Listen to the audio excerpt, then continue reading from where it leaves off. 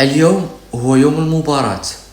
يواجه المنتخب العراقي نظيره الإسباني في ملعب ديبورتيفو لا كارونيا بإسبانيا على الساعة 8 بتوقيت كل من المغرب الجزائر تونس، وعلى الساعة 10 بتوقيت العراق مصر السعودية. مباراة شيقة بكل معنى الكلمة.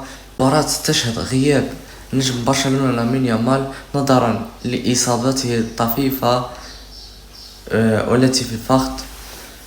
بالنسبة للقنوات الناقلة لهذه المباراة سوف نجد صراحة لا أعرف قنوات سوف تنقل هذه المباراة نظرا لأنني لست عراقي.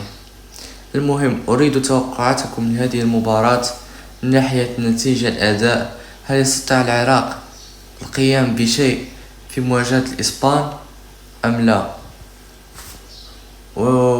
ولا تنسوا اشتراك في القناة. ناري تخربقت، بغيت ندير هاد الفيديو بالعربية والو مستقاتليش.